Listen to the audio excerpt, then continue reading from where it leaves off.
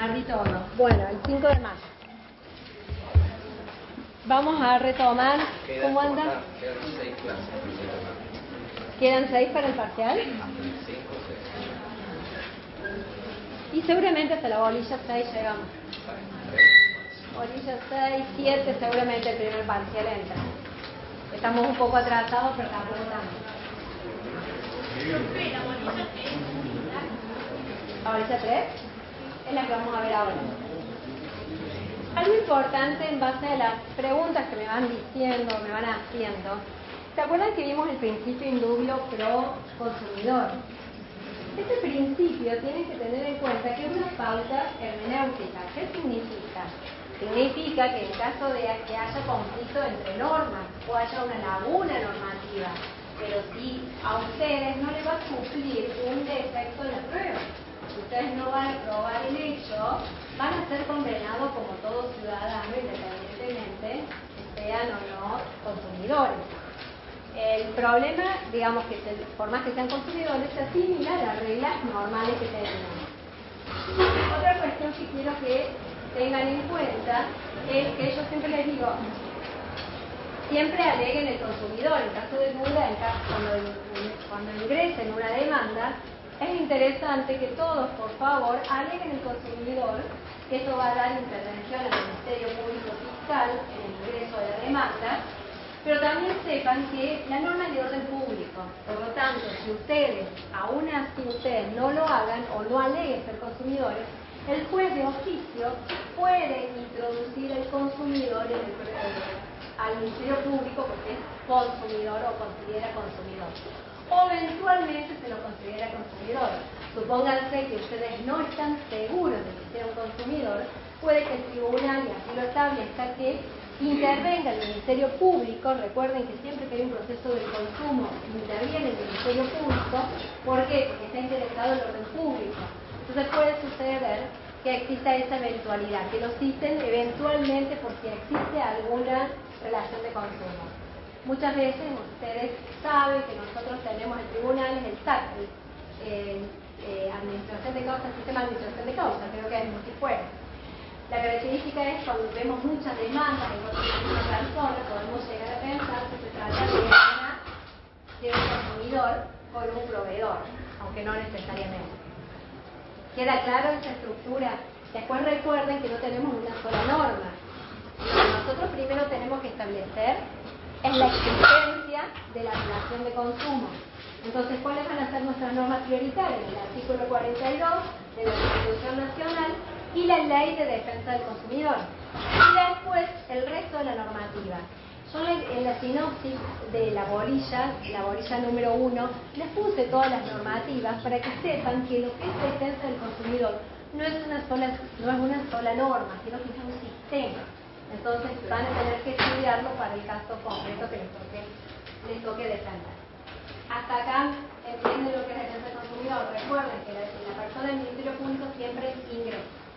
Lo que nosotros ahora vamos a ver es la bolilla número 3, la vamos a ver completa, vamos a ver sujeto, vamos a ver plazo, cargo, vamos a ver colisión. Lo que sí me interesa es que yo les pasé la sinopsis, que si ustedes prestan atención, hay una clasificación.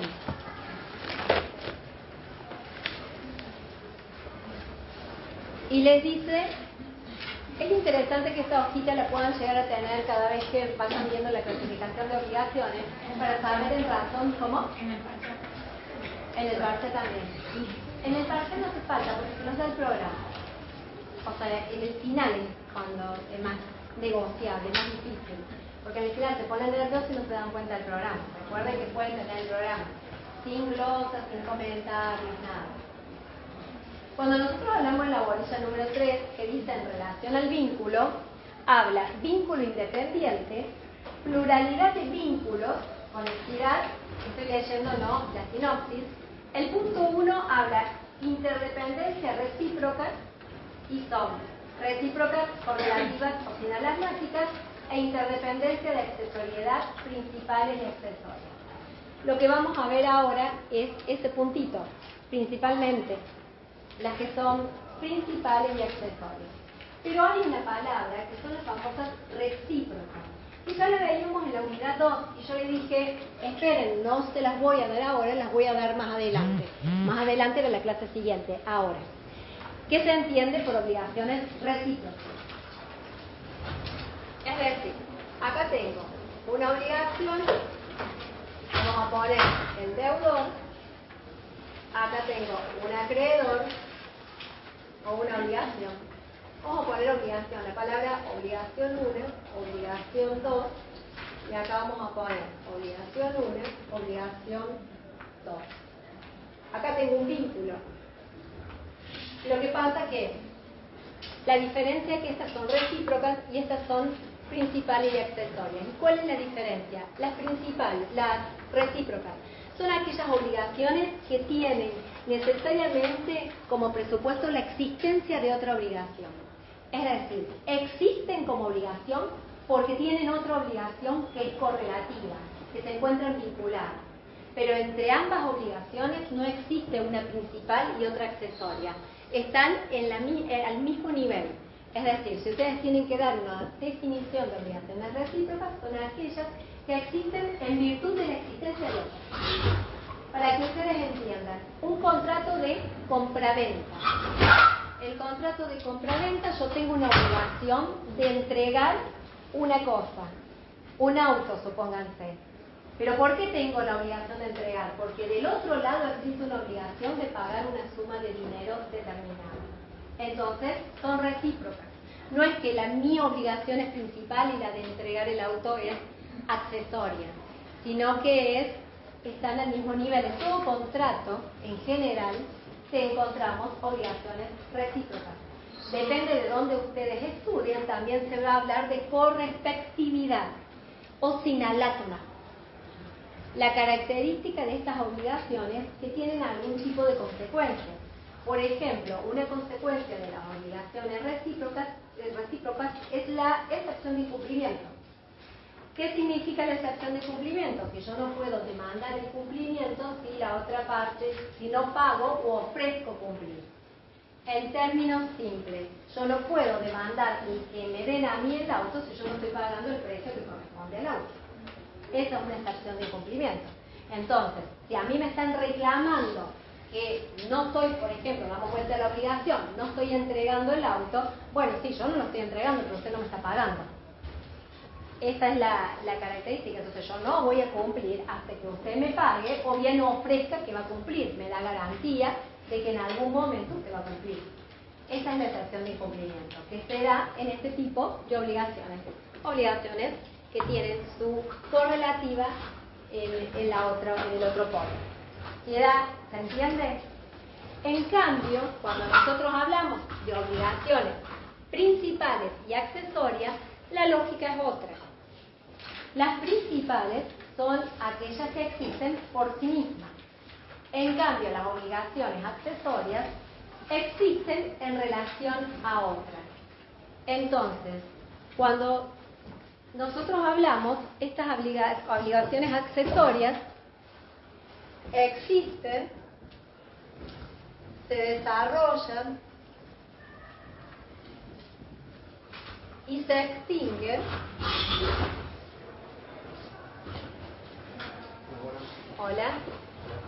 y tienen eficacia, le podemos poner, en vinculación con otra obligación que es principal. Siempre la obligación accesoria va a seguir la suerte de lo principal por regla. Un típico, ¿conocen alguna en los que hayan recursado la materia, alguna obligación principal y otra accesoria? Las garantías. La fianza, por ejemplo, el derecho real de hipoteca. ¿Existe una obligación principal? Sí. ¿Cuál es? La de pagar la deuda. No se paga la deuda, ¿qué hacemos? Se ejecuta el accesorio. Pero tiene muchas consecuencias. Quizás el ejemplo que es fácil para ustedes identificar es en un contrato de locación. El fiador. El fiador es un accesorio, es una obligación accesoria de lo principal. Me imagino que ustedes acá han celebrado contrato de locación y tienen garantes. Esos garantes tienen una obligación accesoria, la principal. ¿Cuándo va a entrar en juego la responsabilidad del fiador? Cuando ustedes no cumplan. Si se extingue la obligación de ustedes, también se extingue la obligación de garante. Pero vieron que no es la misma relación que la primera, esta famosa reciprocidad. No existe esa reciprocidad en esas obligaciones. Sí existe de obligación principal y obligación accesoria. Nosotros la tenemos regulada en el Código Civil y Comercial, que tenemos el artículo 856, para alguien que lo lea.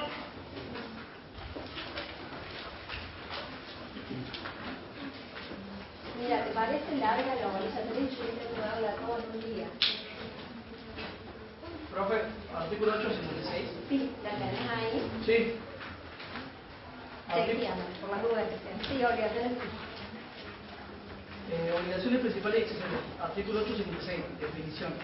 Obligaciones principales son aquellas cuya existencia, régimen jurídico, eficacia y desarrollo funcional son autónomos e independientes de cualquier otro vínculo obligacional. Los derechos y obligaciones son accesorios a una obligación principal cuando depende de ella en cualquiera de los aspectos precedentemente indicados o cuando resultan esenciales para satisfacer el interés del acreedor. Gracias. Miren, les puse de la definición existen, se desarrollan, eficacia y extinguen. ¿Saben por qué se lo remarqué a propósito? Porque antes se discutía si estos elementos, si faltaba alguno de estos elementos, estábamos en presencia de la accesoriedad, si no estábamos en presencia. Hoy en día quedó totalmente obsoleto con la reforma, con el Código Civil y Comercial, es que puede ser que cualquiera de estos elementos dependan, porque miren, si les dice, si se ven si ven la última parte, reparan, los derechos y obligaciones son accesorios a una obligación principal cuando dependan de ella en cualquiera de los aspectos precedentemente indicados, ya sea cualquiera de los aspectos, su existencia, su desarrollo, su eficacia, su extinción. Entonces, ya, sí. Sí, ¿puede dar un ejemplo de obligaciones recíprocas? Todavía no terminé. La compraventa, todos los contratos onerosos, compraventa es uno. Mandato, locación, depósito, mutuo, son obligaciones recíprocas. El mutuo, en realidad depende, en el caso concreto. Saquemos el mutuo oneroso, pero básicamente existen, porque existe una obligación que el depósito también, el depósito regular. O sea, como ejemplo paradigmático es la compraventa, la permuta. Existen obligaciones que nacen en virtud de otras. Siempre existe un vínculo. Cuando nosotros hablamos de, entonces, existencia, desarrollo, yo en la sinopsis les fui poniendo que pueden surgir de la voluntad de las partes o también de la ley. La voluntad de las partes es cuando justamente recién hablábamos de la fianza. La fianza es un típico contrato que se obliga accesoriamente a alguien por su propia voluntad. Después, por la ley, también puede ser que la misma ley establezca una obligación principal y otra accesoria, que lo vemos representados en las facultativas. La facultativa se la dijo que la estudien, que no se preocupen, la vamos a estudiar de acá a 2 clases. Entonces, por ahora, nos quedamos con las facultativas. Después, no quiero que cuando vayan en el colectivo se confundan. Le hice todo de capacidad, ¿no? Sí, muy bien. Acá también había alguien que iba 5 minutos, ayer es vos que iba en auto o ¿quién iba en colectivo? ¿Alguien más iba en colectivo? Ella porque es Foxy. Ahora todos caminan. Bueno, se los ven muy cansados. ¿Qué estudiando? ¿Tan aburrida le parece? No. Tiene redondo esta materia. Especies. Con intervención de terceros o sin intervención de terceros. Otro tema muy fácil. Con intervención de terceros, es decir, que al vínculo obligacional incorpora un tercero, alguien que no es parte. El contrato de fianza. En el contrato de fianza se incorpora a alguien que va a garantizar la obligación. Yo digo incorporación de terceros desde el punto de vista amplio y muy vulgar, porque no es una incorporación en general. El contrato de fianza, yo tengo acá, supónganse el locador que es la persona dueña del inmueble. El locatario, que es a quien, por supuesto, está viviendo en el inmueble del locador. Y acá tengo el fiador, que va a garantizar las obligaciones del locatario. Pero el contrato de fianza es entre el locador y el fiador. Eso ténganlo muy, muy presente. No, por eso cuando hay una incorporación de terceros a los fines del ejemplo nada más. Y después tenemos algunas obligaciones, algunas especies que es sin intervención de terceros. ¿Qué significa sin intervención de terceros? Es que es el mismo obligado, el mismo deudor, que se obliga accesoriamente. El típico ejemplo es cláusula penal. La cláusula penal es una cláusula convencional incorporada a un contrato que establece la sanción en caso de incumplimiento. Lo vamos a ver con profundidad más adelante, pero básicamente la cláusula penal, para que ustedes la entiendan, es: yo tengo que pagar del 1 al 10. En caso que no pague del 1 al 10, voy a tener un interés, y normalmente mucho más elevado, como consecuencia de ese incumplimiento. Si yo no entrego el auto, voy a tener una sanción de tanto dinero más intereses, se establece. Entonces, accesoria sí. ¿Por qué? Porque hay una principal. ¿Cuál es? Entregar ese bien. La accesoria se activa en el caso de que haya un incumplimiento. ¿Y quién es el responsable? Soy yo mismo. No existe, como en la locación, un tercero que va a garantizar mi actividad o mi cumplimiento. Profe, Sí. ¿puedo volver a explicar lo de intervención de terceros porque no me quedó claro? La intervención de terceros es que en el contrato se incorpora o no un tercero. Por ejemplo, las garantías, que es lo que explicaba antes, los garantes. Los garantes de incorporación. Exactamente.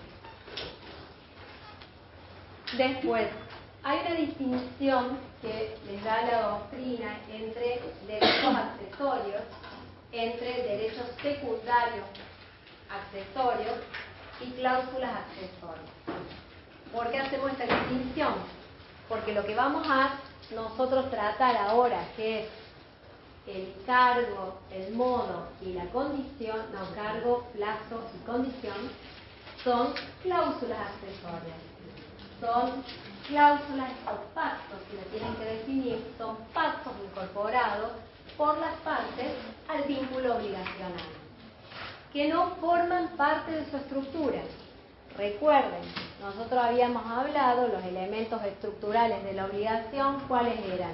El sujeto, el vínculo y el objeto. Y nos faltaba un elemento externo, que era la causa.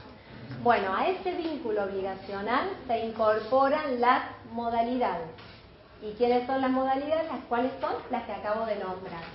Estas modalidades, si bien son accesorias a la obligación principal, una vez incorporadas, valen como la obligación misma, son tan importantes como la obligación misma. No pueden dejar de cumplirla porque son secundarias, no van a tener menor responsabilidad porque son secundarias. Ustedes, por acuerdo de voluntades, están elevando a un elemento estructural esa condición, ese cargo o ese plazo. Eso en cuanto a cláusulas accesorias. Distinto a los deberes secundarios de conducta. Los deberes secundarios de conducta, aunque ustedes no lo crean, ya lo vimos. Cuando hablábamos del débito, del deber que tenía el deudor, ¿se acuerdan que yo les decía principalmente había una obligación principal que era satisfacer el interés del acreedor? Y también existían obligaciones secundarias. ¿Recuerdan esto? Sí. Que también lo podían encontrar como obligaciones instrumentales. ¿Y cuál es la particularidad de estas obligaciones instrumentales? Que lo que hacen es colaborar a los fines de satisfacer de manera completa el interés de la persona. ¿Y cuáles eran, por ejemplo? El asistir a un determinado lugar, ¿se acuerdan? Sí. ¿O no? En la bolilla número 1 vimos los deberes secundarios. Distinto a los deberes accesorios, los derechos accesorios. Los derechos accesorios son de cuando vimos la clasificación de derechos personales y derechos reales, ahí vimos que existen derechos accesorios. Y los accesorios son las prendas, la hipoteca, por ejemplo, que son accesorios a la obligación principal. Lo que nosotros estamos haciendo acá es la distinción entre cláusulas accesorias, de lo que vendría a ser derechos accesorios y de lo que debería ser esa conducta instrumental o accesoria a los fines que está impuesta por un deber de colaboración en relación al acreedor. Siempre, en general, si ustedes van a hacer una compraventa, es muy probable que tengan obligaciones accesorias que van a transferir el inmueble, como por ejemplo buscar la documentación necesaria a los fines de llevarle al escribano los datos necesarios. ¿Se entiende ese deber de colaboración o accesorio? Después, lo que tenemos que ver es cuáles son los efectos de estas obligaciones. El principal efecto que tienen estas obligaciones es que lo accesorio sigue la suerte de lo principal. Se extingue la obligación principal, se extingue el accesorio. Se extingue el contrato de locación, se extingue el contrato de fianza. Hay un principio que se llama de conexidad, es decir, si se inicia un juicio por la principal, el juez que conoce la principal también va a conocer el accesorio. Imagínense que ustedes en tribunales inician una demanda en virtud del contrato de locación y después inician una demanda en virtud del contrato de fianza, se va a unir todo en un mismo juicio, porque es el juez el que va a entender en la principal y va a entender también en la accesoria. Tenemos el artículo también nos dice, creo que es el 857, qué pasa con la nulidad o la ineficacia de la obligación principal. Por regla que va a generar la nulidad o ineficacia de la obligación accesoria. En realidad el artículo les habla de nulidad e ineficacia como dos cuestiones diferentes. Ineficacia es el género, nulidad es la especie. Cuando veamos el tema de nulidad vamos a ver que el género va a ser siempre la ineficacia. Y lo tenemos en el artículo 857. 857, ¿alguien que lo lea? Lo leo, Por favor. Artículo 857. Efectos. La extinción, nulidad o ineficacia del crédito principal extingue los derechos y obligaciones accesorios, excepto disposiciones legales o convencionales en contrario. Gracias. Eso es como principio general, creo que los dije todos, que los tengo todos acá anotados. Otra cosa que en realidad lo marco por el tema de la excepción, el régimen jurídico que sigue la principal es el régimen jurídico que se aplica al accesorio.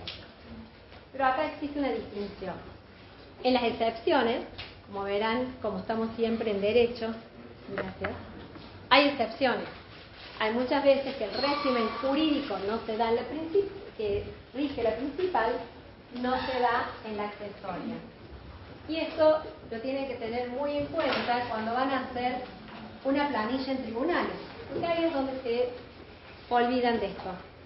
Y ahí es cuando, bueno, yo no estoy en civil, pero les voy a buscar que están en mi lista y les voy a poner, repasar obligaciones, polilla número 3 y la sinopsis, les voy a poner y los identifico. Cuando hacen una planilla, una cosa es el capital y otra los intereses. En principio el capital prescribe a los 5 años y los intereses tienen otro plazo de prescripción y van venciendo desde el momento que cada uno se va generando. Entonces, ahí vemos, es una excepción, que el régimen jurídico que se aplica al principal no se aplica al accesorio, que es el interés, en cuanto a prescripción, a este caso concreto. Entonces, el principio no siempre sigue acá el régimen jurídico. Otra situación. Supónganse la hipoteca. La hipoteca, por naturaleza, es indivisible. Por lo tanto, muchas veces puedo tener una deuda en dinero, que el dinero es divisible. ¿Qué significa divisible? Que cada parte es igual o homogéneo a la otra y tranquilamente es divisible, pero la hipoteca no va a ser hipoteca, no es divisible. Es un derecho real que por esencia, por naturaleza, es indivisible. Entonces, ¿qué consecuencia voy a tener? Supónganse que tengo una casa o un terreno gigante que yo lo puedo dividir en muchas partes y tengo una hipoteca, pero tengo una deuda. Yo voy a ir pagando esa deuda, pero no se va disminuyendo la hipoteca. La hipoteca sigue, no es que porque voy liberando una parte del crédito, la hipoteca se va a ir liberando de aparte. Porque la hipoteca es indivisible, por más que el crédito que yo tenga, sea divisible. ¿Vieron cómo actúa? Los veo con una cara de qué aburrido, cómo estudio esto. Sí, la indivisibilidad. El hecho de que el derecho, la accesoria, sea indivisible es independientemente de la divisibilidad del crédito o de la principal. Hay muchos derechos que son indivisibles en esencia. Entonces tienen muchas consecuencias, porque ustedes van a pretender, si tienen una deuda, van a ir al señor, supónganse que deben 30.000 pesos y tienen una hipoteca por 30.000 pesos, no pueden ir al señor y decir, bueno, yo te pagué 10.000, disminuíme la hipoteca. No les va a poder disminuir la hipoteca. Y si se va a ejecutar, se va a ejecutar toda la hipoteca. Obviamente, pagarán menos, pagará la deuda remanente, pero se va a ejecutar todo. No es que si quieren todo un campo van a ejecutar un pedacito del campo. Va a ejecutar toda la hipoteca. ¿Se entiende cómo funciona? Entonces se ejecutaría cuando uno termine pagando la deuda. ¿Cómo? Se ejecutaría cuando uno termine pagando la deuda. No, se ejecuta cuando no se paga la deuda, la hipoteca. La hipoteca siempre es ejecución. Y la ejecución yo ejecuto la totalidad de la hipoteca, que es sobre la totalidad del inmueble. No es que puedo decir una parte del inmueble la hipoteco, la ejecuto y la otra no. Es la totalidad. Profe, ¿todos los derechos de garantías son Indivisible. Sí. Sí, sí. podrían ser la prenda? Exactamente, sí. También. No le puedo decir que saque una mitad de una prenda, va a rematar todo el agua, va a subastarse todo el agua. Y muchas veces la obligación accesoria tiene mayor virtualidad que la obligación principal. Mayor virtualidad, lo que le estoy diciendo, la obligación accesoria es más importante que la principal. Y ustedes me van a decir cuándo va a ser más importante. Y tenemos un ejemplo que creo que es el 808, que no lo he escrito acá, pero me parece que es el 808.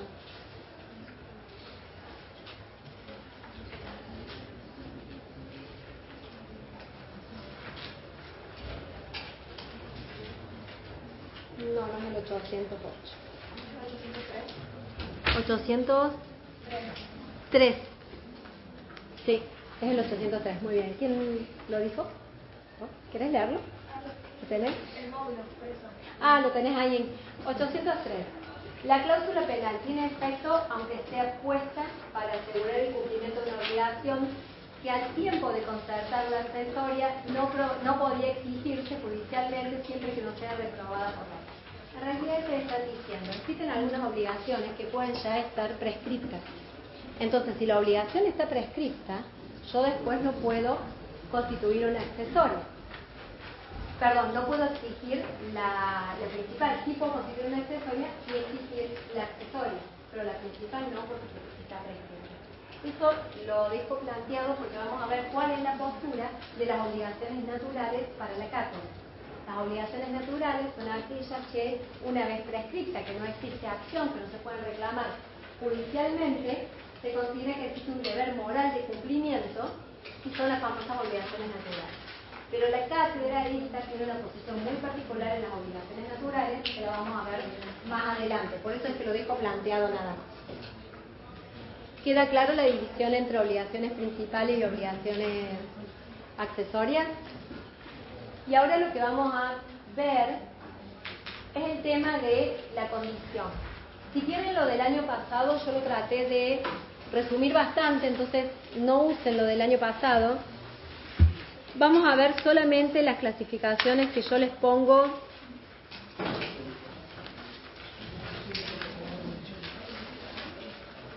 Si hay alguien que tiene el del año pasado sí que sigue mucho al doctor Tale. Ahora lo que hice fue adaptar la sinopsis a todo lo que es el doctor Pizarro Vallespino. En realidad van a ver que la clasificación en general es la misma, pero tiene algunas variantes que directamente nos vamos a limitar a las del doctor Pizarro Vallespino y nos vamos a limitar a las que yo les puse acá, no a otras, porque si ustedes leen el libro se van a marear de clasificaciones. Simplemente nos vamos a ver, igual no son pocas, ¿no? Bueno, a esta clasificación. Y van a ver que si leen el libro, en cada una hay subvariantes. Nosotros no vamos a ver las subvariantes, vamos a ver simplemente las que yo puse acá, que me parece que no van a tener problemas. Incluso hay algunas que las podemos sacar todavía de esta, porque pensé que eran pocas, pero son bastantes. ¿Qué significa? Ahora sí empezamos con obligaciones condicionales. Primero, habíamos dicho que es un elemento accidental, lo cual, o accesorio, es un elemento accidental, lo que significa que no sea importante, o sea, no pertenece a la esencia de la obligación, pero desde el momento en que nosotros lo incorporamos, forma parte de la estructura. Siempre tenemos que tener en cuenta la diferencia entre condición, plazo y cargo. La condición es un hecho futuro e incierto, que puede o no suceder. El plazo, cuando ustedes hablan de plazo, es el tiempo que debe concurrir a los fines de que nazca la obligación o que se extinga. Y el cargo, en cambio, impone una conducta a la persona. Esa es la diferencia esencial. Es decir, el cargo, el plazo necesariamente va a suceder, la condición no. Tiene que ser futura e incierta. Otros días me preguntaban, porque Pizarro Vallespino lo trata, porque dice si es, ¿qué pasa si la condición es una condición presente o pasada? En realidad no sabía esto que es la condición, porque si es presente la estamos evaluando, es parte de la obligación, si es pasada ya pasó. Incluso, pero Pizarro Vallespino tiene una solución que dice que como es un convencimiento subjetivo, considera que sería válida si las partes consideraban que no se había producido. Es simplemente respuesta a una pregunta de ustedes. Primero, yo le puse, acá les puse una definición que es cláusula de circulación inserta en el acto jurídico de la que se hace depender la eficacia o la extinción de un derecho. Es importante, no la validez, porque la obligación desde el momento que nace es válida. Lo que se condiciona es la eficacia o la extinción de esa obligación. El típico caso, te regalo mi biblioteca, sí, eso lo vieron porque está en la parte de actos jurídicos, ¿no? Te regalo mi biblioteca si te recibís de abogado. Siempre el mismo ejemplo horrible. Que no me soluciona nada. No, no soluciona nada. Pero es tan práctico. Es tan práctico. Te pongo un 10 y me traes una torta. ¿Dos? Bueno.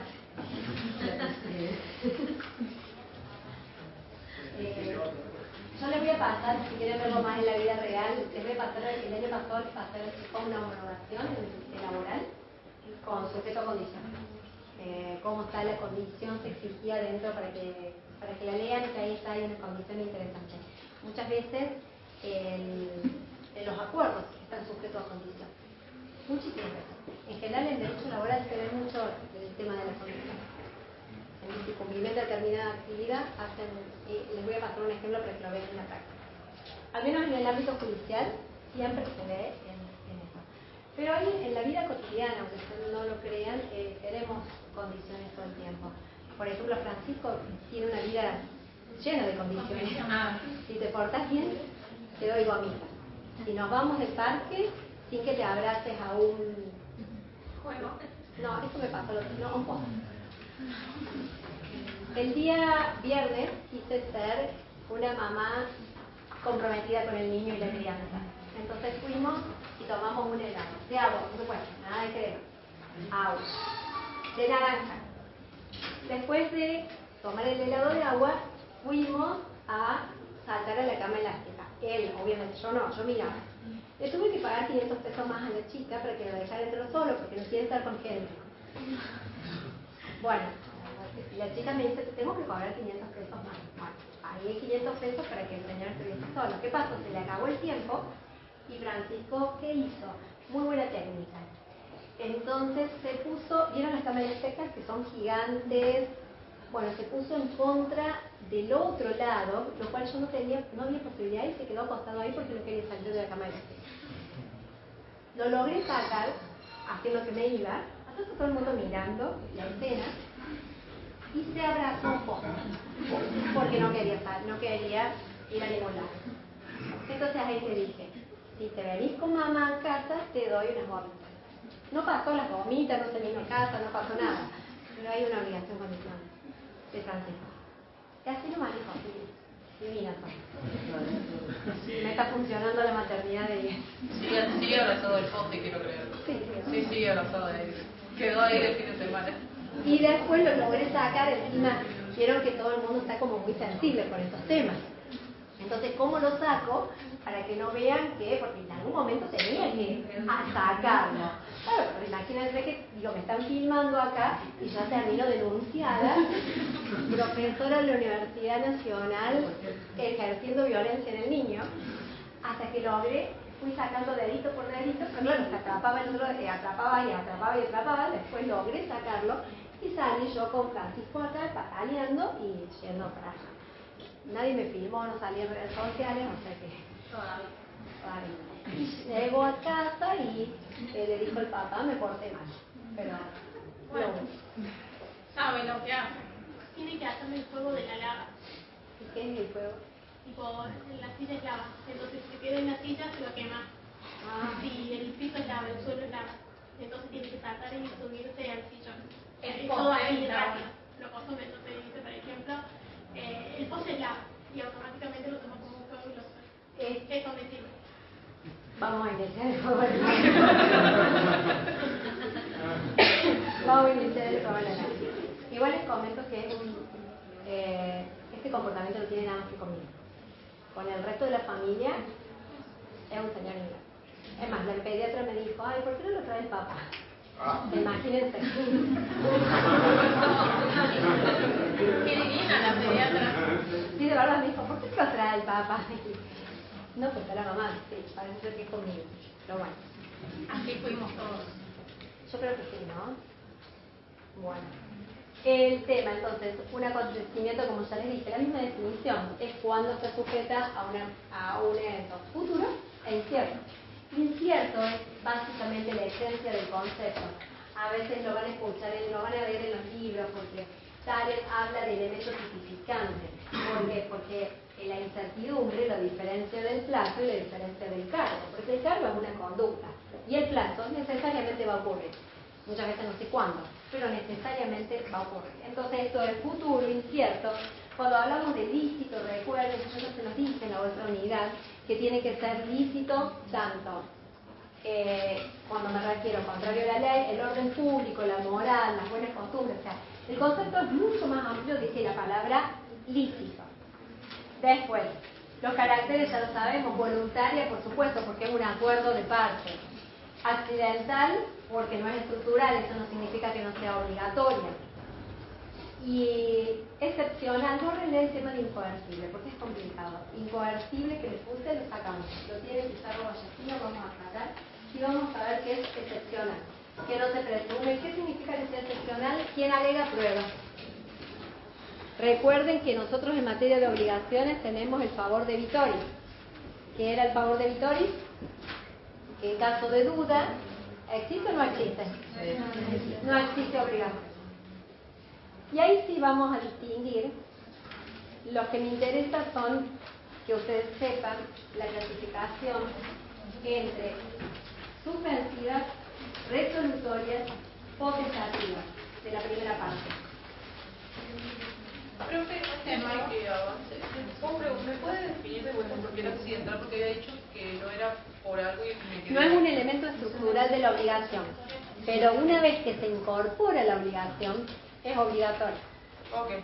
Porque ¿por qué les digo esto? Porque muchas veces en los exámenes ustedes me dicen, bueno, no es estructural, pero no se trata de que si yo quiero o no quiero lo cumplo.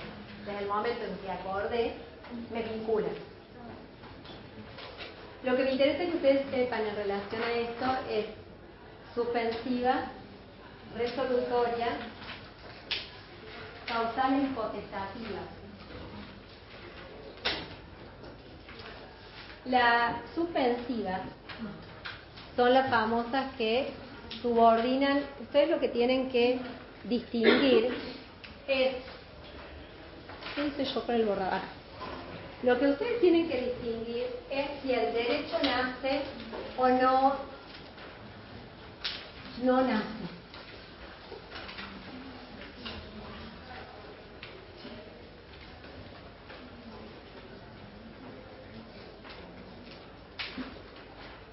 Partimos de la base que yo tengo una obligación, ¿no? Esta obligación es válida. Primero, es una obligación válida. Por lo que se está cuestionando es que, con el tema de la eficacia, es una obligación válida. Puede ser que produzca efecto desde el comienzo, sin ningún tipo de problema, o puede ser directamente que no produzca efecto en el comienzo, sino que se produzca una vez que está la condición. Para que ustedes me entiendan, ¿qué estoy diciendo? La obligación suspensiva. Te doy la biblioteca si te recibís de abogado. Entonces, supónganse que yo acá me recibo. Acá se cumple la condición. En la suspensiva, supónganse que acá tengo la suspensiva, acá me recibo, a partir de acá tengo la biblioteca. Distinto es el caso, esa es la suspensiva, es decir, el derecho nace una vez producida la condición. ¿Tengo obligación válida? Sí, tengo obligación válida. ¿Qué se puede hacer durante esta obligación? Y si mi tío me prometió la biblioteca, lo que yo puedo hacer son medidas conservatorias. Muchas veces se utiliza, te doy el auto, muchas veces el auto, cuando te reciba. Y veo que mi familia, mi mamá, mi papá está utilizando o no mantiene el auto. Entonces, ¿qué puedo hacer? Medidas conservatorias para mantener ese auto que yo voy a recibir cuando me reciba, en la medida que me reciba. Pero acá no tengo absolutamente nada. Acá, durante este periodo de tiempo, lo único que yo puedo hacer es medidas conservatorias.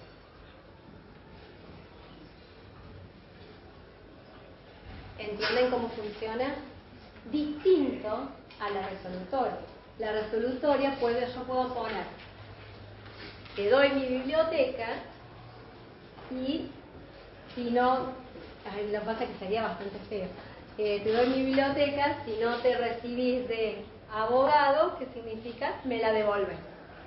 Entonces, ¿se entiende cómo funciona? O sea que yo desde un primer momento, y la condición es resolutoria, si yo no, al revés, me recibo de abogado, me la devuelves. Vamos a utilizarla en positivo, si no queda muy fea. Me recibo de abogado, o sea, me recibo de abogado, la devuelvo.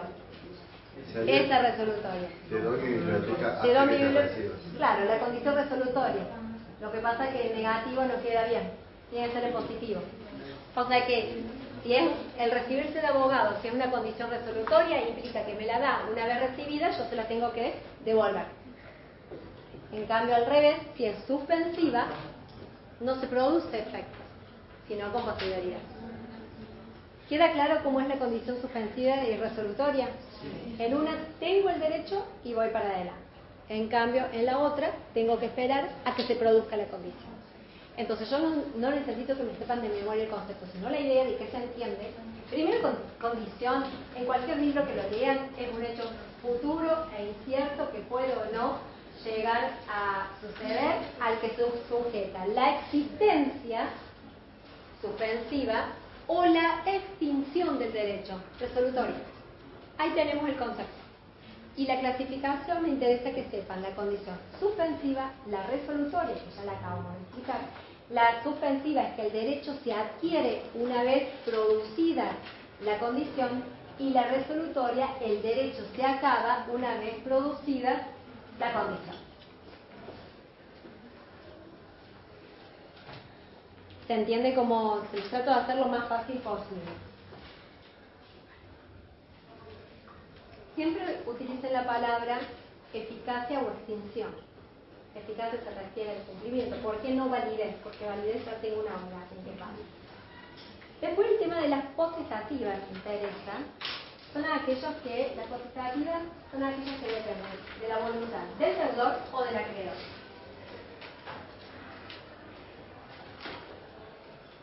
Yo acá les puse cuando son válidas, abajo.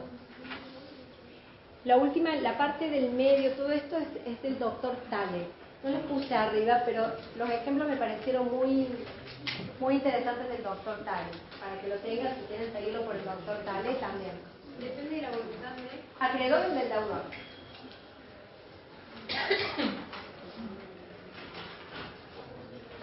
O del deudor, sí. O y del deudor. Miren que yo se los puse en un cuadrito. Las puramente potestativas del deudor. Las puramente potestativas pueden ser del deudor o del acreedor. Es decir, el típico caso, puramente potestativa del deudor, te pago si quiero. En realidad no hay una obligación, porque no hay un verdadero compromiso. Distinto el caso cuando es potestativa del acreedor. Y este ejemplo sí me pareció interesante, que es del doctor Tales. El doctor Tales es, si yo se los puse ahí en la sinopsis, si yo soy dueña de una librería y voy, además todo el tiempo me están mandando a mí, me llevan libros a tribunales, yo me quedo con los libros, los veo y después decido si me quedo o no me quedo. ¿Es potestativa de quién? Del acreedor. Entonces, en general, este tipo de obligaciones es válida. La que no es válida es cuando el deudor dice yo te pago si quiero, porque evidentemente no se está comprometiendo. Miren, condiciones puramente potestativas del deudor. La obligación es nula, les puse. Estoy leyendo el recuadro. Porque si el cumplir queda librado a su total arbitrio, entonces no hay vínculo, lo cual es esencial para que exista obligación. No se obliga a nada. Porque si yo te pago si quiero, va a depender, puede ser que pague, puede ser que no hay una obligación. Condición puramente potestativa del acreedor son válidas. No afectan la existencia del vínculo jurídico. Un ejemplo es la venta satisfacción del comprador. El abogado, ahí está el conjunto de libros para que esté acá. No, un librero remite al estudio jurídico del abogado un conjunto de libros mucho más elaborado en los términos del doctor Tales. Del libro para que éste nos tenga durante 4 días. Lo examine y si le interesa alguno lo compre. Vemos que el librero ya se obligó a dar el libro en propiedad para el caso de que el comprador lo quiera comprar. Dicha obligación de dar está supeditada a la manifestación de voluntad del acreedor, que es una condición suspensiva y puramente potestativa del acreedor. Básicamente se entiende la diferencia. Nosotros tenemos que distinguir, pero siempre la potestativa es voluntad del acreedor o el deudor. Las puramente potestativas del deudor no son válidas porque no hay una verdadera obligación, y las puramente potestativas del acreedor son válidas. Después tenemos las otras, las condiciones mixtas, se las dejo, son las que dependen de un hecho y de la voluntad. Se lo dejo que la lean ustedes, no les va a generar complicaciones. Lo que sí Quiero leer el artículo 344. Las condiciones imposibles, vamos a sacar la parte suspensiva, condicionante, imposible, positiva, suspensiva, condicionante, imposible, negativo. Directamente sepamos cuáles son las condiciones imposibles, el 344. O sea, la parte que dice es jurídica. ¿Cómo? Claro, jurídica, material y jurídica. Vamos a simplificarla aún más a la unidad. Igual tienen que leer los artículos, ¿no?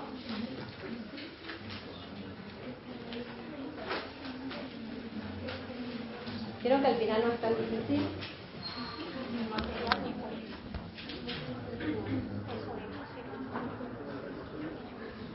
Vamos a leer el artículo 343, ¿alguien quiere leer? ¿343 o 344? No, primero el 343 y después el 344. Vamos a leer. Artículo 343. Alcance y especies. Se denomina condición la cláusula de los actos jurídicos por los cuales las partes subordinan su plena eficacia o resolución a un hecho futuro e incierto. Las disposiciones de este capítulo son aplicables en cuanto fueran compatibles a la cláusula por la cual las partes sujetan la adquisición o extensión de un derecho a hechos presentes o pasados ignorados. Y ahora la 344. Esa es la definición. ¿Vieron que la definición le dice la eficacia o resolución de un hecho futuro e incierto? Era lo que yo les decía. Artículo 344. Condiciones prohibidas. Es nulo el acto sujeto a un hecho imposible, contrario a la moral y a las buenas costumbres, prohibido por el ordenamiento jurídico o que depende exclusivamente de la voluntad del obligado. Las condiciones de no hacer una cosa imposible no perjudican la validez de la obligación si esta fuera pactada bajo modalidad suspensiva. Se tienen por no escritas las condiciones que afecten de modo grave las libertades de la persona, como la de elegir domicilio, religión o decidir sobre su estado civil. Gracias. Es importante que tengamos en cuenta. Lo que yo acá les puse, el cuadrito este que dice suspensiva, condicionante, imposible, es la resolución del segundo párrafo de este artículo. Pero nosotros nos vamos a quedar con esta parte, que es nulo el acto sujeto a un hecho imposible. Cuando hablamos de imposible, es contrario, lo que vimos en objeto, se aplica acá. Imposible material y jurídicamente. El cívico material son hechos contrarios a la naturaleza o la física. Tocar el cielo con las manos. Y nuevamente, para ella, que le encantan los ejemplos clásicos. Falta el más clásico, el nadar, el océano, cruzar el océano. El cruzar el océano nada, me había olvidado. Bueno, caminar de una ciudad a otra, no sé, Altagracia se puede llegar a caminar un poquito más, pero bueno, depende. Moral y buena costumbre, prohibido por el ordenamiento jurídico o que depende exclusivamente de la voluntad del obligado. Ahí estamos con las potestativas que recién leímos. Después, si la condición de no hacer una cosa imposible no perjudica la validez de la obligación, ella fuera pactada bajo modalidad defensiva. Después, si a alguien le interesa, están esos puntitos que yo les desarrollé en la guía. Se tienen por no escritas las condiciones que afecten de modo grave la libertad de las personas, como de elegir domicilio o religión, o decidir sobre su estado civil. En eso tenemos que analizarlo en el caso concreto, porque hace poco en derecho laboral se presentó un caso donde pedían la nulidad del contrato de trabajo porque tenía justamente una prohibición del artículo 344. Se trataba de una persona que domicilio real en el Chaco, que había venido acá como para trabajar en la construcción, pero parece ser que le fue mal en la construcción y lo nombraron sereno. Y para ser sereno, el contrato exigía que de manera obligatoria viviese en la obra. Entonces, entre los planteos que hicieron, dijeron que era un contrato nulo, prohibido, porque impedía modificar el domicilio. Eso no sería un contrato, es una condición de un contrato de trabajo. No le está diciendo que tiene que vivir en ese lugar, sino parte de la modalidad del trabajo es que de lunes a viernes la persona esté en ese lugar porque su función es de cuidado y de sereno. ¿Se entiende? Lo mismo pasa con las personas las empleadas que son de casas particulares, que se llaman, que es un cuidado de personas, que están cama adentro, ingresan el día lunes a la mañana y están hasta el día sábado a las 9 de la mañana. Ese es su régimen. Entonces, en estos casos no habría una condición prohibida en cuanto no puede mudar el domicilio, sino que la modalidad de trabajo es de esa manera. Entonces, hay que analizarlo en el caso concreto. Obviamente, acá lo sacaron corriendo al abogado con ese planteo. Más allá de que el contrato era abusivo en muchas pautas, pero no en esta particularmente. ¿Se entiende entonces?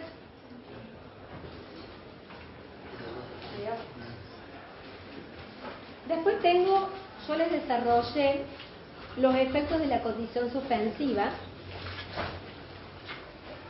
que era lo que veníamos hablando. No sé si hay alguien que lo quiera leer de la sinopsis.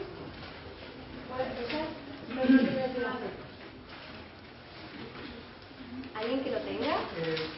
¿Querés leerla, por favor? Él dice, efecto de la condición suspensiva, mientras la condición esté pendiente. Significa que es esta, que son las que yo decía que había que hacer medidas conservatorias. ¿Querés leerla? El acreedor Sí. no tiene facultad de exigir el cumplimiento de la obligación. Como consecuencia de que su crédito aún no es exigible, tiene la facultad de pedir la quiebra de los artículos 8. Y la letra no sé qué. Ley de concurso y quiebra. Bien. Carece de facultad de oponer en compensación su crédito condicional a un crédito que el deudor tenga contra él. Puede transmitir el derecho de crédito indebido. No barra obligación. Asegurar el crédito condicional con medidas de garantía, sea fianza, préstamo, etc. Artículo 2187. Y requerir medidas conservatorias. Artículo 347. ¿Se entiende? La pregunta puede ir ahí indicada. ¿Qué facultades tiene el acreedor en una obligación sujeta a condición suspensiva? Entonces, fíjense lo que tiene. ¿No puede exigir el cumplimiento? No, porque no se recibió de abogado. No puede exigir la biblioteca. Después, puede transmitir el derecho. En el caso de la biblioteca no, porque es personalísimo, pero podría, si fuera otro tipo de condición, podría transmitirse a otra persona. Después, requerir medidas conservatorias, sí, es justamente que yo le digo, es la medida conservatoria. El tío, que es el que está condicionando, puede ser que esté vendiendo los libros o que lo esté prestando a otras personas, entonces nosotros tomamos medidas conservatorias. Por ejemplo, la titular de contratos nos prometió a nosotros que cuando ella se jubilara nos iba a regalar los libros. Entonces fuimos todas las amigas de ella a tomar el té y observamos que su biblioteca estaba faltando, se había jubilado, se había cumplido la condición, pero de su biblioteca no se había jubilado. Después cuando se jubiló fue otra historia, pero acá no se había jubilado y de su biblioteca estaban faltando libros importantes. Libro importante de derecho francés, libro importante mexicano, libros importantes que no se pueden. Nosotros obviamente increpamos que qué pasó con esa biblioteca que estaba sujeta a la condición que le iba a regalar a nosotras, y ella dijo, lo he prestado porque hay gente que necesita, según ella lo presta. Ahí deberíamos haber hecho una medida conservatoria, que vaya un escribano, que haga un inventario, todo. ¿Qué nos pasó? Se jubiló efectivamente.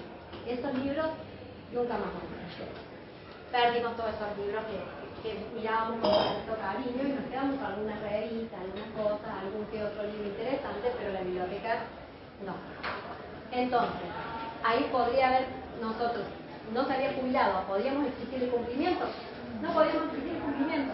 ¿Podríamos hacer medidas conservatorias? Sí, llamar a un escribano que haga un inventario, de manera tal que ella no diera sus propios libros. Sería muy cómico, pero bueno, habíamos quedado en eso.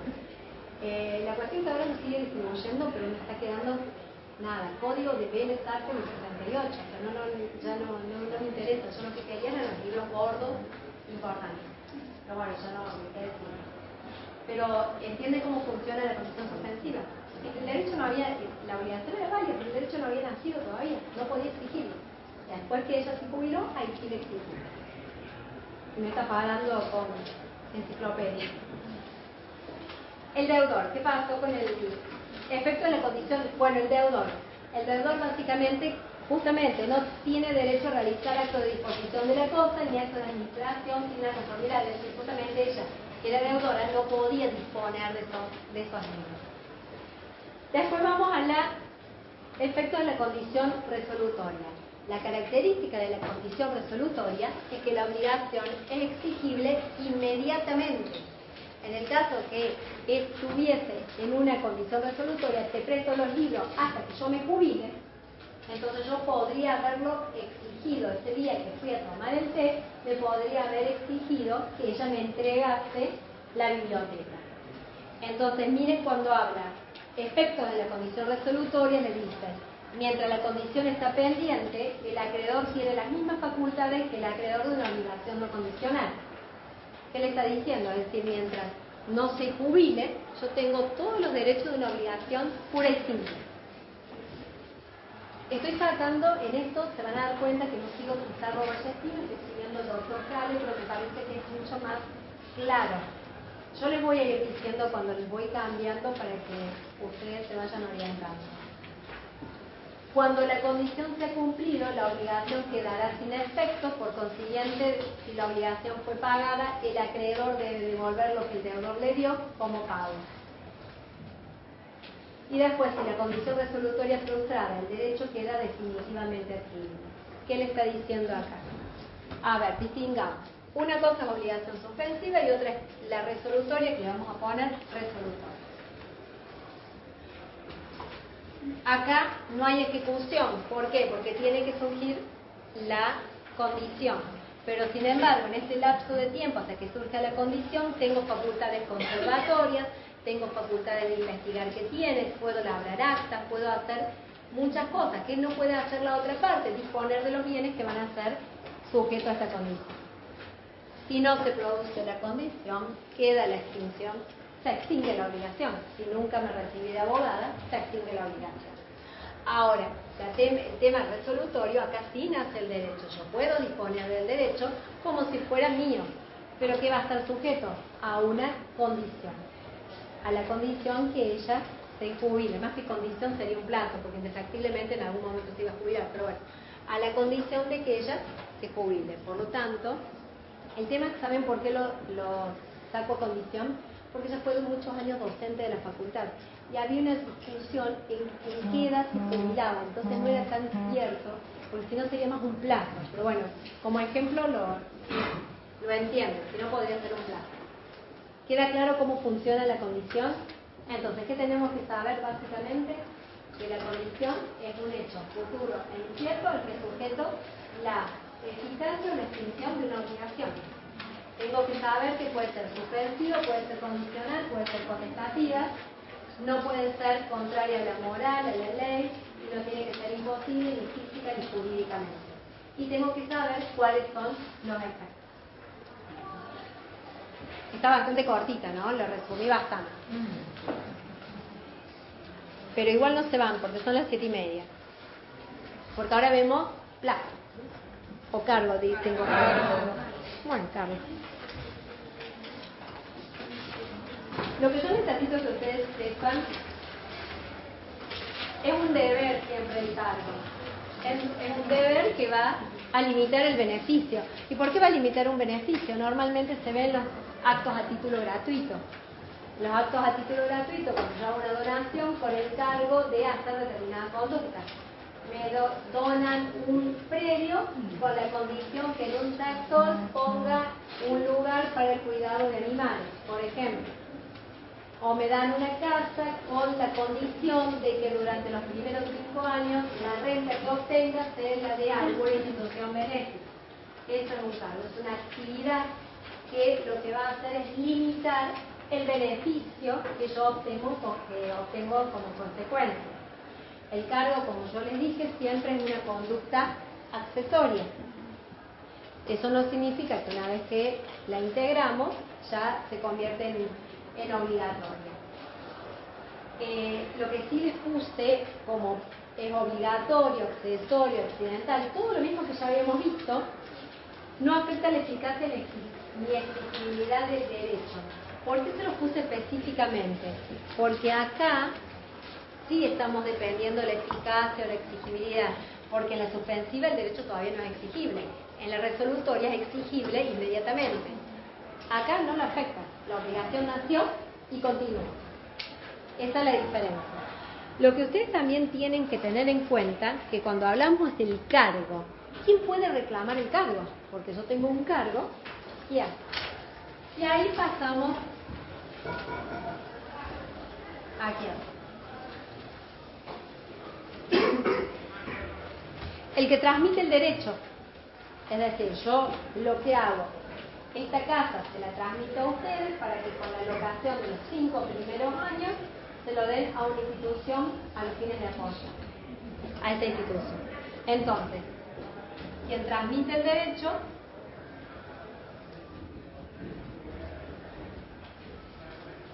y no se olviden de algo importante, los sucesores. Yo transmito el derecho y sus sucesores también. Eso no se los puse.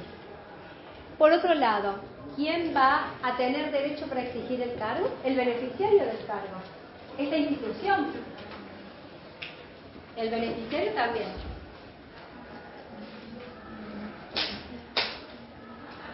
Por supuesto, si estoy hablando del beneficiario, también van a ser los herederos del beneficiario.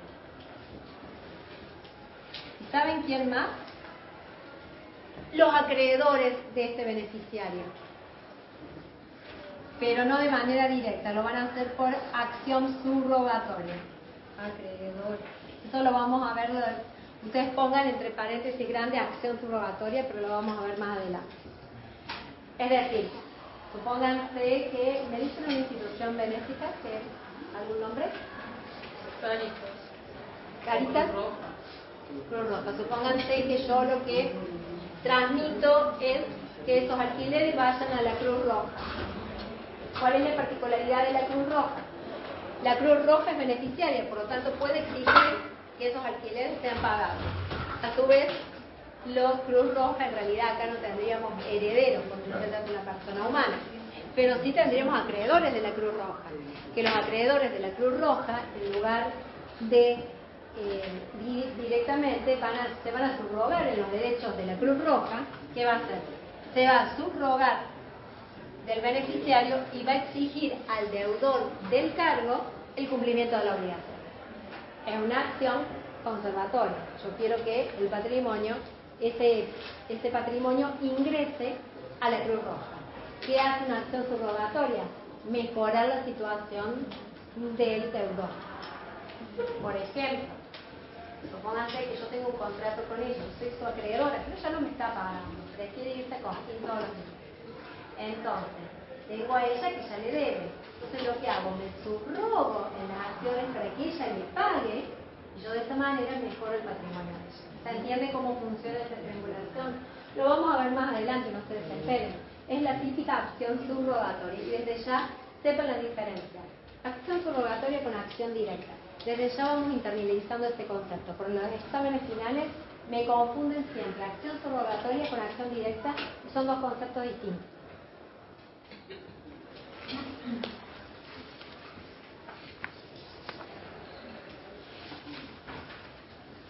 Bueno, los demás creo que están... El tema del cargo, van a ver que el Código Civil y Comercial se supone, hay una doctrina, y eso se lo modifiqué de las otras sinopsis que les di antes. En principio, el cargo, quien alega, prueba. ¿Qué puede ser objeto? ¿Por qué? Por el principio del favor de victoria. ¿Cuál es el principio general del cargo? El cargo puede ser una obligación de dar, una obligación de hacer o una obligación de no hacer. En cuanto a la forma, siempre sigue la obligación principal. O sea que si la principal está en escritura pública, el cargo va a estar en escritura pública. Eso es importante en materia de donación. En materia de donación, cuando esté hablando de donación de inmuebles, debe realizarse bajo pena de nulidad por escritura pública. El cargo tiene que tener la forma de escritura pública. Hay cargos que se los dejo que lo vean ustedes, simple, condicionales, inválidos, pero sí me interesa cuando les dice incumplimiento, le puse legitimados activos y negativos, y pasivos, no sé por qué le puse negativo, es pasivo, es básicamente a esto me estoy refiriendo. En el testamento, cuando hay un testamento y hay un cargo, el que lo solicita al cumplimiento del cargo va a ser el albacea. El albacea es la persona que administra los bienes dejados por testamento. Está muy cansado, ¿no? Muy abstracto, ¿no? Este tema. Igual nos falta uno, plazo. Que es horrible, pero se lo resimplifiqué, le saqué un montón. Es más, le acorté. Si lo quieren estudiar de otra manera, está muy bien en Tales. Los ejemplos que tiene Tales, yo se los sugiero para ver, porque les va a permitir Por ahí esta bolilla nos quedamos más de ahí. lo que vos quieras. Yo sigo haciendo la estructura de pero tiene mucho Empieza a rotar como muy, no sé si complicado, pero sí te empieza a marear. Sí. Y lo único bueno que tiene es un cuadrito que dice sí, nulo o no tiene eficacia. Sí, pero eso no lo acabo de sacar, así que no te No, metas. Lo acabo de sacar, sí, lo acabo de sacar. No, en esta siempre por esto, no es por nada, o sea, no les puedo decir que estudien de esto, pero tienen la estructura, con esto les va a ir bien. O sí. No me corresponde, porque estoy haciendo bibliografía. Y después vamos a la parte más linda. Lo que sí, lean los artículos, por favor, porque yo no los voy leyendo por mi tiempo, porque viene que venimos apurados y el miércoles tenemos que ver la bolilla 4, el lunes que viene bolilla 5 y 6. Pero el miércoles es su día igual. Es el día de... En teoría, Víctor Lorenzo hace todo. O sea, a suerte. ¿No sé si estamos sacados? En teoría, falta la confirmación, pero sí Víctor Lorenzo. Sí, Víctor Lorenzo se supone que estoy acá también. ¿Qué día sería? El miércoles. ¿Qué dices? Creo que el miércoles en la mala clase. No va a ir nadie. Por Zoom, sí, podemos tomar por Zoom. No, Zoom no se me corta los 20 minutos porque no lo tengo pago. Por mí. El viernes. Podemos tomar, si a ustedes les parece, para no atrasarnos, porque venimos muy atrasados. Profe, Pero que no sea a las 6. podemos hacer como el año pasado, un sábado y dar 2 horas de clase. Tengo clase hasta el sábado.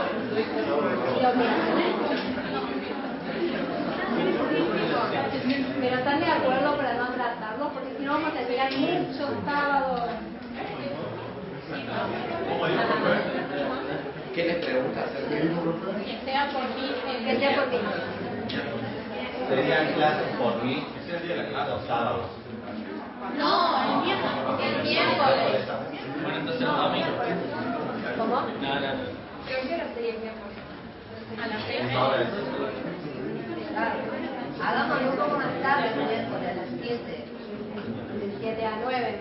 Claro, pasa que nosotros salimos de trabajar, pero ahí se nos complica llegar a destino. Oye, algunos que tienen materias antes. Claro. No, pues es una clase. No hay clase. Están todos en casa. En teoría, estudiando creaciones. igual no, lo confundo con la facultad. No entendí la facultad. Porque estamos como muy... El 5 de mayo es el examen. 5 de mayo no llegamos... Se les va a acumular mucho, por eso es que no quiero... No es que sea fanática, pero... poquito. Calendario, porque tenemos 6, 7, 8, 9...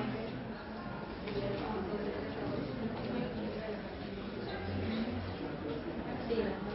Podemos hacerlo como ustedes. Lo que voy a hacer es un calendario. Si a ustedes les parece, hago un calendario de cómo seguir porque tenemos que reestructurar. Veo si puedo lograr no poner sábado ni dar el miércoles. Entonces, hago el miércoles y lo poner el sábado. Y ustedes se conectan. Este miércoles si fuera suelto. Igual voy a hacer un plan de las obligaciones, porque a lo mejor podemos llegar, si damos un poquito más todos los días, porque les comento que esta unidad la suelo dar en 2 clases, entonces estoy tratando de, yo sé, salen acá y no quieren saber más nada de derecho, no entiendo, pero estoy tratando de concentrar, principio de concentración, todo en una unidad. ¿Qué bolilla más o menos envía el parcial? 10, 11. ¿Siete? No. Quería ver el resto, la de que me enojara. No. Por lo menos 6, 7. 6, 7. 7, sería 7 y 7, 14. Sí. 7 y 7. Vemos. ¿Hasta dónde llegamos? Porque son 20 bolillas, entonces lo que intento es la principal parte, silencio, porque hay gente que le va a quedar el tercer parcial, que es la gente que promociona, va a tener primer parcial, segundo parcial y tercer parcial. Entonces por eso hago divisiones de 7, 14, quedan 6 para... Y la promoción es de las unidades que hemos llegado. Y agrego alguna de las generales. Agrego algunas que me considero que son importantes. No, hay que... Pero para el final va todo, ¿no? Sí, todo. Para el final, Claro. el parcial, no, ella me preguntó el parcial. No, pero El digo que promoción. tenemos que ver todo el programa, digamos, sí o sí. Absolutamente todo. Salvo lo que yo saqué. Los que yo por el diario, para hacer hasta el diario. Hasta las 10. Sí, hasta la unidad de la... Y ahí se acaba la materia. Sí, puede saber toda la materia. ¿Crees en el karma, Rodrigo? Empezó a creer en el karma, Rodrigo. Bueno, vamos a ver el último elemento. Antes, perdón, el 357. Me olvidé el 357. Estoy tratando de dar una unidad por... Le cargo por lo vivido. Sí, por favor, la contraste. ¿Es lo mismo que inválido? 357. La estipulación como cargo en los actos jurídicos de hechos que no pueden serlo como condición se tiene por no escrita, pero no provoca la nulidad del acto. Porque, ¿se acuerdan? Que yo les decía que es accesorio. Y la condición es lo que recién acabamos de decir, contrario a la moral, a la buena costumbre, a la ley, imposible, material, jurídicamente. Por eso quería que lo leyeran. Por supuesto, el 354, todo eso se lo dejo en el 357, se lo dejo que ustedes lo lean, porque ahora quiero ver el tema del plazo. El plazo se trata de un acontecimiento futuro y cierto. Miren, ya con eso se pueden ir repasando acontecimiento futuro e incierto, acontecimiento futuro y cierto. Está sujeto a que irremediablemente va a suceder.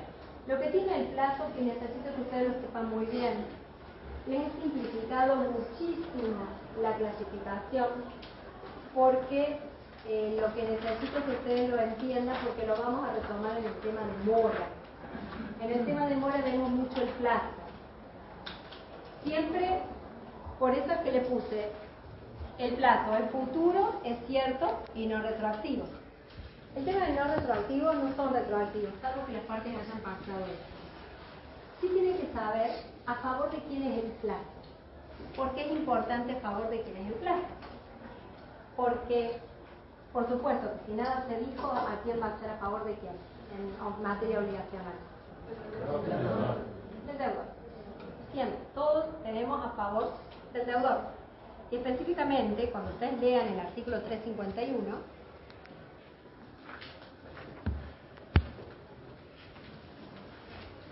el plazo se presume establecido en beneficio del obligado a cumplir o a restituir el conocimiento, a no ser que por la naturaleza del acto o por otras circunstancias resulte que ha sido previsto a favor del acreedor o de ambas partes.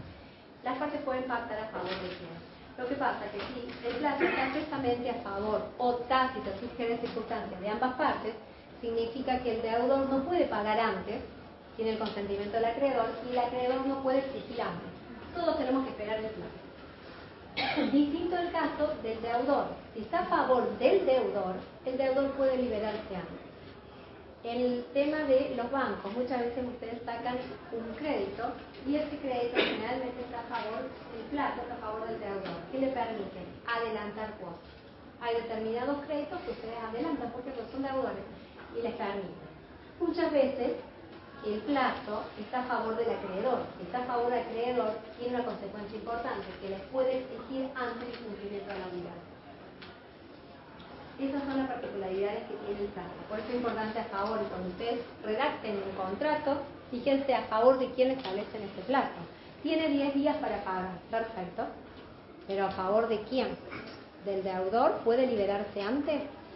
Muchas veces van a encontrar cláusulas no pudiendo liberarse antes del plazo estipulado, o pudiendo liberarse antes del plazo estipulado. Se está jugando con el tema de los plazos. Yo les dejo para que ustedes lean todo lo que es plazo suspensivo, resolutorio, porque son conceptos que ya venimos trabajando. Lo que sí me interesa que veamos el plazo determinado e indeterminado. No se confundan. Sí. Un ejemplo de a favor del acreedor, o sea, que le exija antes. ¿Cuál? El del acreedor, cuando tenés el contrato, por ejemplo, el depósito, el mutuo, el comodato, muchas veces pueden dar. Si le exige que le pague antes. Que la entregue. Que la entregue antes, por determinadas circunstancias. Que la entregue antes el inmueble. En el depósito, por ejemplo, yo deposité algo y suponte que por 3 meses, pero yo lo necesito antes, lo traigo antes. Este es un típico ejemplo. Queda claro el concepto. El tipo del deudor es el tipo del crédito. Y muchas veces hay contratos que no pueden adelantar, no se podrá pagar de manera adelantada, sino a su vencimiento es a favor de la otra. Cuando yo les decía el determinado y el indeterminado, o sea, ¿cuál es la diferencia esencial? Uno lo encontramos al plazo de manera expresa y el otro no lo tenemos de manera expresa. Ahora, el problema que se nos plantea acá es cuándo es de manera expresa. Y son dos situaciones, cierto e incierto. Cuidado con esto porque incluso yo el año pasado les había dado relativamente relativo, absoluto, todo eso lo vamos a sacar de lado. Solamente nos vamos a quedar con esta clasificación, determinado e indeterminado. La diferencia es si se fija de manera expresa o no se fija de manera expresa. Dentro del determinado, si es cierto o incierto. El cierto es cuando ustedes saben la fecha exacta. Un plazo determinado cierto el 23 de diciembre de 2027. Es un plazo determinado y cierto. Después, el incierto es cuando irremediablemente va a suceder, pero no sabemos cuándo. Pero es cierto. Generalmente hay contratos que están sujetos a la vida de una persona. Eventualmente esa persona va a fallecer, no sabemos cuándo. ¿Un testamento sería? No necesariamente un régimen de usufructo, por ejemplo. ¿El usufructo de vida? ¿Cómo? El seguro de vida, por ejemplo. Que en algún momento se puede llegar a producir. Hay un caso, no sé si saben, que hay una mujer en Francia que llegó a los 120 años y hizo un pacto con el abogado. No sé si será de verdad, pero lo vi en las redes sociales y me pareció perfecto. Ella tiene el récord Guinness de la mujer más longeva. ¿Qué pasó? Hizo un pacto con el abogado que le dejaba su propiedad en la medida en que el abogado le pasara mensualmente dinero para vivir. ¿Qué le pasó? Se murió antes el abogado. O sea, es muy, no sé si será verdad, pero me causó mucha gracia. Bueno, ahí tenemos. Entonces, cuidado cuando hagan estos pactos. El usufructo. Entonces se quedó sin la plata para vivir. Se quedó sin la plata para vivir, pero tenía el departamento. Habrá hecho pacto con otro abogado que también se habrá muerto, porque si vivió hasta los 120. Estamos los 120 años. Bueno, no importa. Ya lo van a encontrar porque circulan en las redes sociales. No sé si es verdad o no, pero está bueno. Mirta Legrand. Mirta Legrand, por ejemplo. Se hizo un pacto. El abogado de Mirta ya debe haber muerto. Como la hermana. La hermana falleció de Mirta. Claro, la hermana de Mirta falleció. Y los dos. Gemela. Y el hermano también. Claro, pero si tenía, por ejemplo, algo como esto y la llama algo la hermana, hubiera pasado lo mismo. Exactamente, sí. Claro. Pero el plazo irremediablemente va a suceder. Después, cuando es indeterminado, es decir, no se maneja de manera expresa, tenemos el tácito, que nace de la naturaleza de las circunstancias. Por ejemplo, debe estar, acá les puse un ejemplo del doctor Tales. Se conviene que la pileta deberá estar terminada antes de que comiencen los primeros días de cada año. ¿Y cuándo comienzan los primeros días de calor? Entonces, se nos sacó el doctor Tales. El doctor Tales es bastante elocuente con sus ejemplos. Y después tenemos aquellos que son totalmente indeterminados, que no sabemos cuándo. Te debo 5.000 pesos. Perfecto, págame los 5.000 pesos. ¿Cuándo? Lo fijamos judicialmente. Entonces, yo necesito que fundamentalmente en plazo sepan esta clasificación. Cierto e incierto. Cuando lo tengo incierto, en realidad determinado e indeterminado. Si está expresado o no está expresado. Y después necesito que no se confundan un montón de cosas que necesito, le estoy agregando más cosas. Entonces, cierto, incierto, tácito, propiamente, o indeterminado, propiamente dicho, en el punto B. Sí necesito que también sepan que muchas veces el plazo puede caducar, es decir, se considera como vencido, aun cuando no estuviese vencido.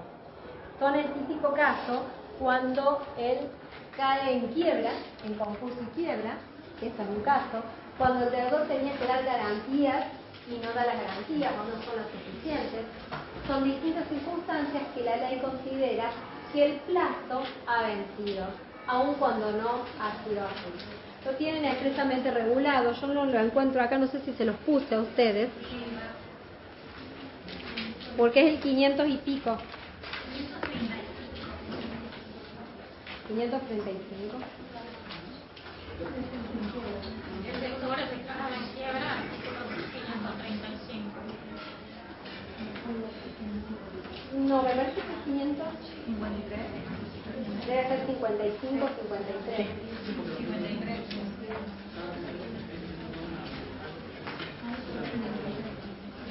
No, pero no está bien. ¿Y yo qué les puse acá? No. La caducidad del plazo. Sí, la caducidad. 353. 353. Está mal, yo les puse acá otro número. 353.